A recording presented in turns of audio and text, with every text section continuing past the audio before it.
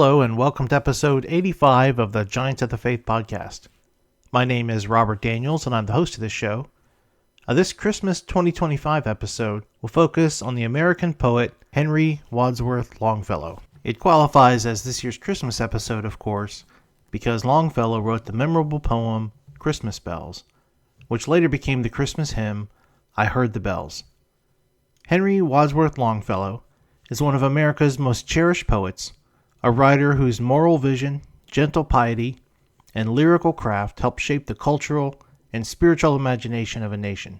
His life, marked by both literary achievement and deep personal sorrow, gave birth to works that continue to resonate strongly with Christians and lovers of Christmas traditions all around the world.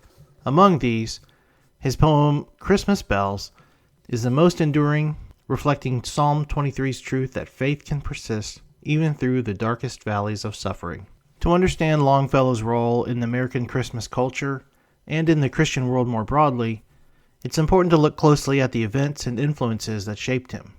His upbringing in a devout New England home, the tragedies that tested his faith, and the hope that he found in God, and the poems that encouraged generations of believers, all form the foundation of a life marked by both beauty and grief. His poetry was not simply an expression, but it was an effort to make sense of God's presence in the joys and in the sorrows of human experience in life. Longfellow was born on February 27, 1807, in Portland, Maine, which at the time was still part of Massachusetts. He came from a respected family with deep roots in early American and Puritan history.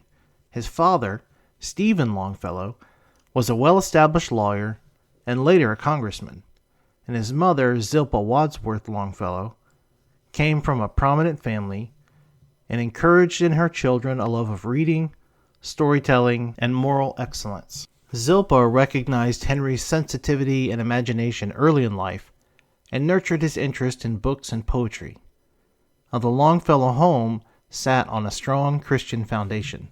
The family attended First Parish Church in Portland, which was historically a Congregationalist church. Their religious life emphasized reverence for Scripture, the moral teachings of Christianity, and the belief that God's providence guided the affairs of life. All of these influences became deeply rooted in Henry's mind and later came out in his work. Although New England's celebrations of Christmas during his childhood were more subdued than today's festivities, the season still carried themes of hope, warmth, and the joy of the birth of Christ. These values would later appear in his poetry and help give shape to American Christmas traditions. Longfellow showed exceptional talent from an early age. He attended the Portland Academy and later Bowdoin College, where he excelled academically. At only 13, he published his first poem in a local newspaper, and that surprised him and his family. And when he graduated from Bowdoin in 1825, he did so near the top of his class, already demonstrating the skill and intellect that would characterize his career. His education exposed him to classical literature, the seriousness of Protestant Christian thought, and the rising tide of European Romanticism. European Romanticism was an intellectual movement that began in the late 18th century and peaked in the mid-19th century. It was cultural and artistic. It emphasized emotion, individualism, and nature over the Enlightenment's focus on reason. It was, in part, a reaction against industrialization, instead prioritizing personal experience, imagination, and the beauty of the natural world. Romanticism shaped his developing artistic voice, which would also grow to include Christian themes and spiritual warmth. After graduation, Longfellow was offered a professorship in modern languages at Bowdoin College, which is rare for such a young man. He traveled to Europe from 1826 to 1829 to study French, Spanish, Italian, and German, and his time there influenced him profoundly. He encountered Christian art, ancient churches, and literary traditions that deepened both his spiritual and poetic imaginations. He returned to the United States more skilled, more reflective, and more aware of the long heritage of Christian thought that had shaped Western culture. In 1831, Longfellow married Mary Potter, a gentle and devoted young woman from his hometown. Their marriage was loving, but tragically short. During Longfellow's second European trip in 1835, Mary suffered a miscarriage and died unexpectedly at only 22 years of age. Her death devastated him, and the sorrow that he felt became a lifelong burden. That burden added emotional and spiritual depth to his poetry. Though grief pressed heavy on him, he clung to his Christian beliefs that God could bring meaning and hope even out of great suffering. Longfellow accepted a position at Harvard University in 1836, where he began teaching modern languages. In 1843, after a slow courtship, he married Frances Fanny Appleton, daughter of the wealthy Boston industrialist Nathan Appleton. Fanny was both intellectual and thoughtful, and their marriage was filled with affection, companionship, and shared interests. Together they raised 6 children: Charles, Ernest, Frances, Alice, Edith, and Anne Allegra. Their home in Cambridge became a center of warmth, learning, and that special joy that comes from a loving family.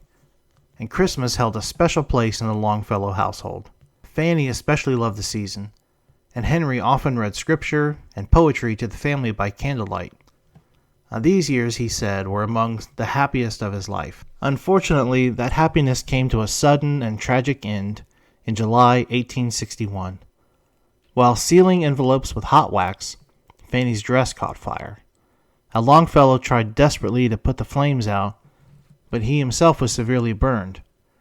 Fanny died the next day from her burns, and Longfellow, with his face permanently scarred, entered a period of deep mourning. After Fanny's death, Christmas, which had once been a season of delight, now stirred painful memories for Longfellow. Yet, even in his sorrow, he clung to a quiet trust in God, seeking comfort in prayer and reflection. While Longfellow struggled with personal loss, the nation around him struggled with the horrors of the Civil War. In 1863, his eldest son, Charles, enlisted in the Union Army without Henry's permission. Although Longfellow opposed slavery and supported the Union cause, he feared for his son's safety. His fears proved justified when Charles was gravely wounded in November 1863.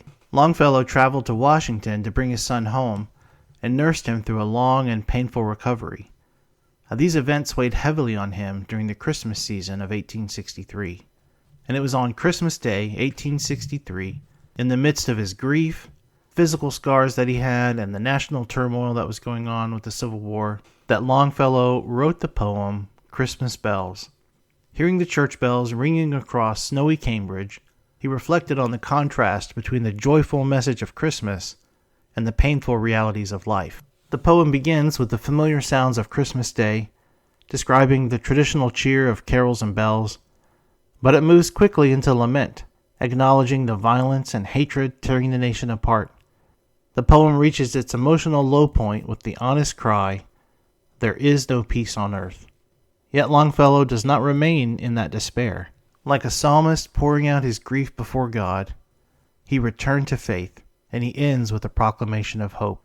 God is not dead, nor does he sleep, he writes. The bells remind him that the message of Christ's birth, the promise of peace and redemption, remains true even in the darkest of times. Christmas Bells is therefore not sentimental or superficial. It's realistic Christian faith forged in the fires of suffering. Nearly 10 years later, in 1872, the poem was set to music as the hymn, "I Heard the Bells on Christmas Day." It remains beloved by Christians around the world and is sung every Christmas as a reminder that the peace proclaimed by the angels in Bethlehem is a divine promise that will ultimately be fulfilled. After the Civil War, Longfellow continued to be one of America's most respected literary figures. His home became a place where visitors sought comfort, wisdom, and inspiration. He continued writing poetry, though the intensity of earlier years gradually softened into themes of reflection, history, and translation. His works, such as the Song of Hiawatha, Evangeline, The Courtship of Miles Standish, and his translation of the Divine Comedy, brought him immense fame. Longfellow's poetry was known for moral clarity, spiritual warmth, and reverence for God's providence. He had a unique ability to speak to ordinary readers, offering them comfort, encouragement, and beauty. He didn't write in the style of a theologian, but his poetry carried a deeply Christian worldview shaped by hope, compassion, and trust in God. Henry Wadsworth Longfellow died on March 24, 1882, at the age of 75. His death was mourned across the United States and in many countries abroad. He was widely regarded not only as a great poet, but as a moral teacher, and a man whose life and writing had touched countless hearts. He was buried in Mount Auburn Cemetery in Cambridge, near his beloved Fanny. Longfellow's influence on American Christmas culture is profound. Through poems like The Christmas Bells and The Three Kings, he helped shape the vision of Christmas as a season of family warmth, Christian reflection, and hope in the midst of struggle. His gentle spirit and compassionate outlook influenced how Americans came to celebrate Christmas in the 19th century and beyond. For Christians, his legacy is especially meaningful. He wrote with a faith that acknowledged suffering without surrendering to it. And he presented Christmas not simply as a festive holiday, but as a reminder of God's love breaking into a broken world. The hymn, "I Heard the Bells on Christmas Day," continues to encourage believers every year with its message that God remains sovereign and that his peace will one day prevail. Longfellow's life was a blend of joy and sorrow, success and heartbreak, struggle and hope. But through it all, he maintained a steady faith in God and used his gifts to help others see that Christ's light shines even in the deepest shadows.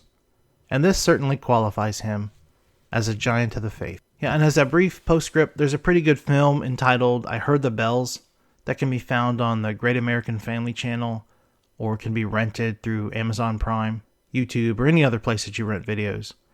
And it dramatizes part of Longfellow's story. If you enjoy off-Hollywood Christmas movies, I think you'll find this one's worth a few dollars to rent or buy. And that's it. Thanks very much for listening. Until next time, God bless.